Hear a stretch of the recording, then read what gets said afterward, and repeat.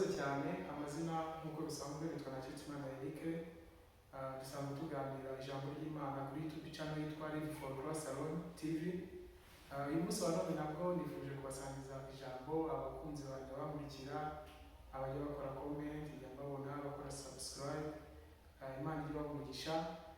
Uyu munsi nabwo twifuje kuganira ijambo ry'Imana, ariko mbere yo kugira ngo tubiganire reka tubanze dusenga Imana. Ndagushimiye Mana ishobora byose, Mana y'urukundo, gushimiye kubw'ubuntu bwawe n'imbabazi zawe tugirira mu buzima bwacu bwa buri munsi. Gushimiye iki gihe uba watanze kugira ngo uganire n'abamurikiye n'abanyarwanda bose muri rusange ijambo ryawe. Uhabwe icyubahiro Mana. Uyu mwanya rero nciye bugufiya cyane imbere yawe kugira ngo ushoboze icyo ndi buvuge cyose Mwami kibe kubw'icyubahiro cyawe, kandi bigire umumaro ku banyarwanda bose bazamurikirana.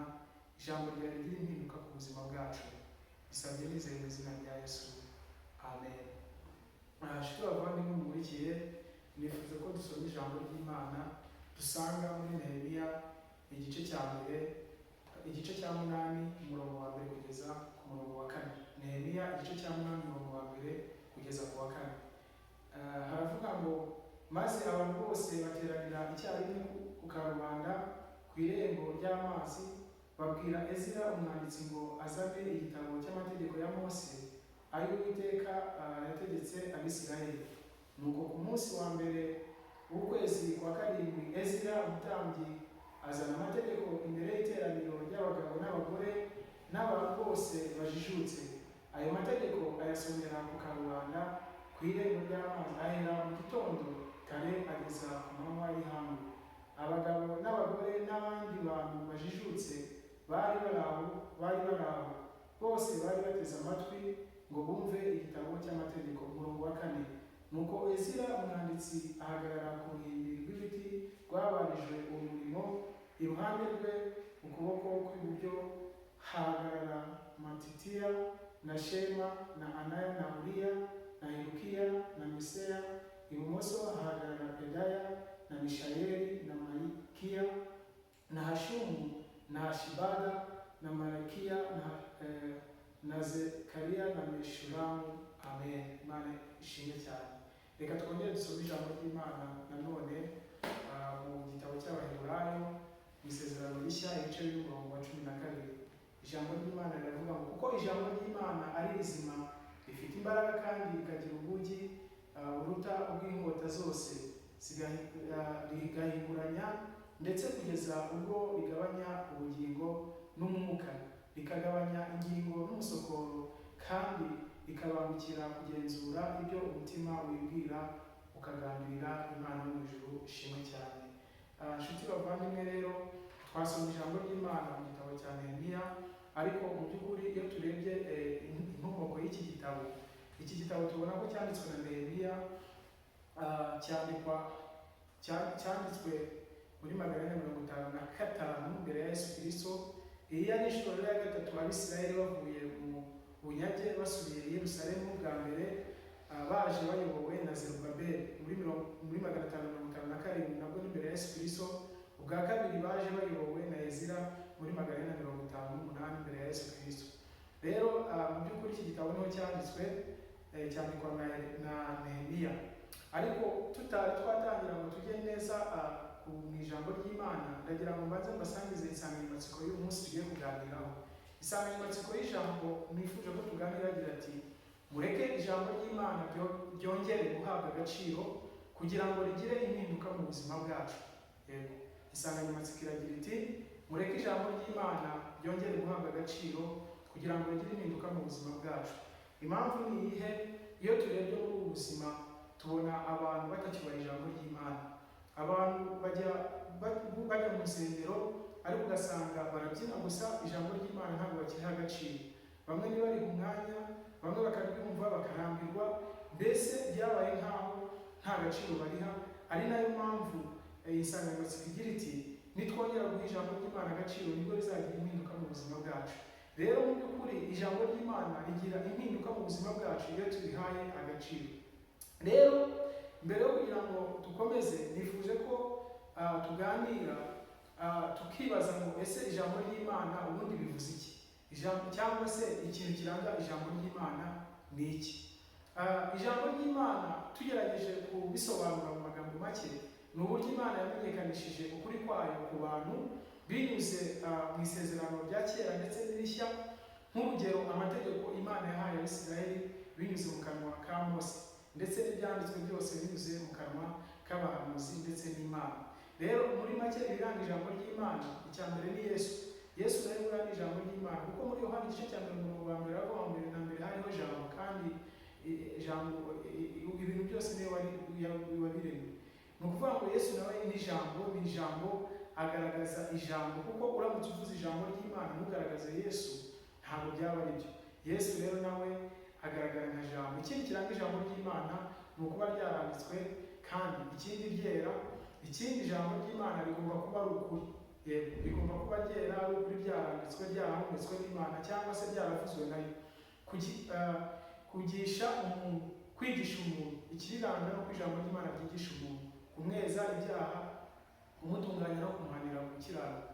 Ibyo tubisanga muri Timoteyo wa 2 ibice 3:16. Ijambo ry'Imana rero muri make nicyo bivuga. Ikindi kibazo dushobora kwibaza tuvuga, ese ni gute ijambo ry'Imana mu isezerano rya kera ryahabwaga agaciro n'abigisha ndetse n'iteraniro, hanyuma bikagira impinduka mu buzima bwabo bwa buri munsi? Muri make twasoma ijambo ry'Imana mu gitabo cya Nehemiya, tubona uburyo ijambo ry'Imana barihaga agaciro abantu muri icyo gihe, iteraniro ryose muri rusange.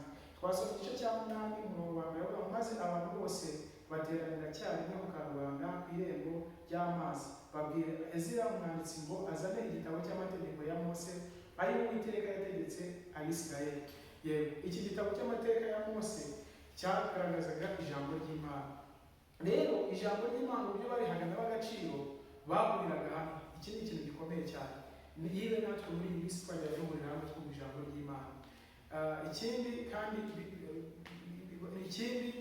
bahuriraga hamwe ari ingeri zose, bafitanye ubumwe n'intego imwe yo kumva iki ijambo ry'Imana. Ikindi cyabarangaga ntabwo bajyaga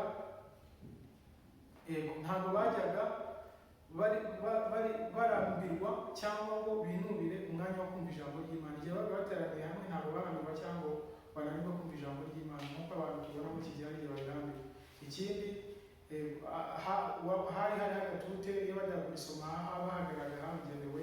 Ikindi gusoma, bari gusoma ijambo ry'Imana, abigisha bararamburaga cyane, bakavuga cyane ndetse bakanabisobanura. Ibi rero ni ibintu by'ingenzi cyane tugomba kugira gute kubigiraho. Rero kubaha ijambo ry'Imana ntabwo ari iby'abantu ba kera gusa, ahubwo kubaha ijambo ry'Imana byabaye no mu gihe cya Yesu, igihe yajyaga agira gute, igihe yajyaga yigisha. Igihe Yesu Kristo yajyaga yigisha nabwo bubahaga ijambo ry'Imana. Ijambo ry'Imana rero Yesu yajyaga yigisha, yahaga ijambo ry'Imana gute? Ni mu buhe buryo? Reka dusome muri Luka, ubutumwa bwiza bwa Luka igice cya 11 umurongo waho wa 27, twumve icyo ijambo ry'Imana rivuga. Twumve uburyo Yesu yahaga ijambo ry'Imana agaciro. Haravuga ngo, akivuga ibyo umugore wari muri iryo teraniro ashyira hejuru aramubwira ati, hahirwa inda yakubyaye n'amabere yakonyeje. Mwumve uko Yesu yahise amusubiza. Ngo nawe aramusubiza ati, ahubwo hahirwa abumva ijambo ry'Imana bakaryitondera, Imana ishimwe. Haleluya. Yesu rero nawe yajyaga aha ijambo ry'Imana agaciro. Iyo nanone turebye uburyo intumwa zigishije nyuma ya Yesu Kristo amaze kujya mu ijuru, nazo zahaga ijambo ry'Imana agaciro. Reka dusome mu byakozwe n'intumwa ibice 6 umurongo wa 7, twumve uburyo intumwa nazo zahaga ijambo ry'Imana agaciro. Ibice 6 umurongo wa 7 baravuga ngo, nuko ijambo ry'Imana rikomeza kwamamara, umubare w'abigishwa ugwira cyane i Yerusalemu, abatambyi benshi bumvira uko kwizera. Imana ishimwe. Rero n'abigishwa bahaga ijambo ry'Imana agaciro. Rero hari n'ikindi kigaragaza uburyo ijambo ry'Imana ryahawe agaciro mu gihe harimo abantu bagize uruhare mu kugira ngo amatorero abemo. Harimo abo twita John Calvin, harimo Martin Luther King, harimo John Wesley. Abo bose nabo bajyaga baha ijambo ry'Imana agaciro. Icya mbere cyabarangaga, bahaga ijambo ry'Imana bashize amanga. Icya kabiri, bagenderaga ku ijambo ry'Imana kandi ko Yesu Kristo ari urufatiro rw'uwizera wese. Icya gatatu, bashyizeho inyigisho zihuriweho n'abakristo bagendeye ku ijambo ry'Imana. Imana ishimwe. Ikindi cyabarangaga, baritangaga kubera kwigisha ijambo ry'Imana. Ikindi cyabarangaga, baharaniraga gukiranuka bagendeye ku ijambo ry'Imana. Ikindi, bashinze amatorero bagendeye ku ijambo ry'Imana, nabo ni icyitegererezo cyiza. Rero nenda gusoza, nenda kugera ku mwanzuro, nshuti bene data bamurikiye abakristo usengera mu matorero agiye atandukanye, ndagira ngo mu bintu byose ukora uha ijambo ry'Imana agaciro mu buzima bwawe bwa buri munsi, wicaye ubisome, uritekerezeho kandi ushyire mu bikorwa. Rero nicyo kintu natwe dusabwa, kubera yuko ijambo ry'Imana ari ryo tugomba guha agaciro. Hari urwandiko Pawulo intumwa yandikiye Timoteyo wa kabiri, dusanga muri Timoteyo wa kabiri, Pawulo intumwa yandikiye Timoteyo, arangije amubwira ibijyanye n'ijambo ibyo bifite agaciro agomba kunyigisha. Timoteyo wa kabiri ibice byaho n'umurongo wa mbere haravuga ngo, ndagutongera mu maso y'Imana no mu ya Kristo Yesu uzaciraho iteka abazima n'abapfuye, ubwo azaboneka aje kwima ingoma ye. Ubwirize abantu ijambo ry'Imana, ugire umwete mu gihe kigukwiriye no mu kidagukwiriye. Uhane uteshe uhuhure ufite kwihangana kose no kwigisha, kuko igihe kizaza batazihanganira inyigisho nzima, ahubwo kuko amatwi yabo azaba barya yifuza kumva ibibanezeza, baziguriza abigisha bahuje n'irari ryabo, kandi baziziba amatwi ngo batumva ukuri, bazayoba bakurikize imigani y'ibinyoma. Nuko nibo bantu muri iki gihe n'ubundi dufite. Niyo mpamvu rero tugomba guha ijambo ry'Imana agaciro natwe, kandi mu byo dukora byose tukagerageza no kugira ngo turyigishe. Ijambo ry'Imana rero iyo turihaye agaciro, yego, iyo duhaye ijambo ry'Imana agaciro ntidukora ibyaha. Kandi iyo dusomye muri Zaburi y'119:11 haravuga ngo nabikiye ijambo mu mutima wanjye, haleluya, kugira ngo nagera gute ntagucumuraho. Ikindi iyo twahaye ijambo ry'Imana agaciro, bitubera itabaza rimurikira, ritumurikira. Zaburi 119:115 haravuga ngo ijambo ry'Imana itabaza rimurikira ibirenge byanjye. Yego, ikindi turahirwa mu byo dukora byose. Mwibuke ubwo Yosuwa yasimburaga Mose kuyobora, Imana yaramubwiye ngo uri muri iki gitabo ntukareke kwihamisha akanwa kawe, yego uzahirwa. Yashaka kumubwira ijambo ry'Imana.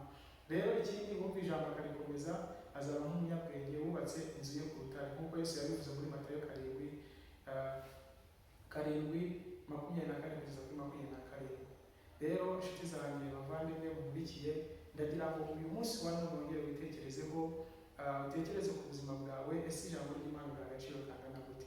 Ubundi wisubireho kugira ngo Imana ijye kureba ikwishimire. Murakoze, Imana ibahe umugisha. Mbere yo kugira ngo dusoze, reka tubanze dusenge Imana. Uwiteka Mana ishobora byose, Mana igira neza, sengeye abantu bose bamurikiye kuri iri jambo ryawe, kugira ngo ijambo ryawe rigire impinduka mu buzima bwabo. Urebe Mwami Imana ubuzima bwabo, bongere bagaruke, babashe guha ijambo rya agaciro, kandi Uwiteka Mwami Imana babashe kubaho mu buzima Mwami Imana bukunezeza. Abazamurikira bose Mwami bazakurikira iki cyigisho kizagira impinduka ku buzima bwabo. Urakoze Mana, uha umugisha Mwami Imana by'umwihariko abajya bakurikirana ibiganiro by'ijambo ryawe bitandukanye kuri YouTube, Live for Christ Alone TV, kugira ngo Mwami Imana babashe kubaho mu buzima bunezeza. Ndagushimiye, sabe nizeye mu izina rya Yesu, amen.